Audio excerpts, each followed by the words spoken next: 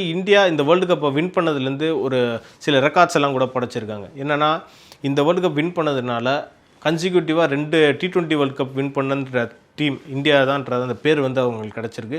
So அதையும் தாண்டி 3 முறை T20 வேர்ல்டு கப்பை ஜெயிச்ச அந்த டீமும் பார்த்திங்கன்னா இந்தியா தான்.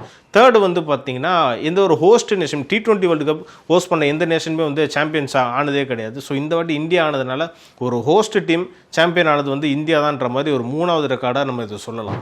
ஸோ 4வதாக பார்த்திங்கன்னா கடந்த 4 ICC டோர்னமெண்ட்டில் உதாரணத்துக்கு சொல்லணும்னா 2023 world cup, 2024 T20 world cup, 2025 champions trophy plus 2026 T20 world cup, இந்த 4 ஈவெண்ட்லேயும் பார்த்தீங்கன்னா மொத்தமாகவே இந்தியா அதில் வந்து 2 வாட்டி தான் வந்து தோற்று போயிருக்காங்க. அதில் வந்து ஒன்று என்னன்னு பார்த்தீங்கன்னா 2023 வேர்ல்டு கப்போட ஃபைனல் ஆஸ்திரேலியாவுக்கு எதிராக அகமதாபாத்தில் தான் அந்த கேமும் விளையாடினாங்க, அங்கே தோற்று போயிட்டாங்க. ஸோ அதே மாதிரி இந்த வேர்ல்டு கப்பில் சூப்பர் 8 ஷூட்டரில் வந்து சவுத் ஆஃப்ரிக்காவுக்கு எதிராக இதே நரேந்திர மோடி ஸ்டேடியமில் தான் வந்து இந்தியா தோற்று போனாங்க. ஸோ இதெல்லாம் வந்து பார்க்குறப்போ ஃபைனல்லையும் இந்தியாவுக்கு வந்து ஒரு பேட் லக் இருக்குது நியூசிலாண்டுக்கு எதிராக அப்படின்னு சொல்லிட்டு இருக்கிறப்போ துவம்சம் பண்ணிட்டாங்க நியூசிலாந்து டீம் அப்படின்னு சொல்லலாம். அது மட்டும் இல்லைங்க, இப்போ வந்து ICC ஈவெண்ட்டோட 5 டைட்டில்ஸ் வந்து இப்போ இந்தியா தான் வச்சுருக்காங்க. என்னென்ன ட்ராஃபின்னு பார்த்தீங்கன்னா, நேற்று வின் பண்ண T20 world cup, 2026 T20 world cup, அதே மாதிரி போன வருஷம் வந்து ICC சாம்பியன் ட்ராஃபியும் இந்தியா தான் வின் பண்ணாங்க.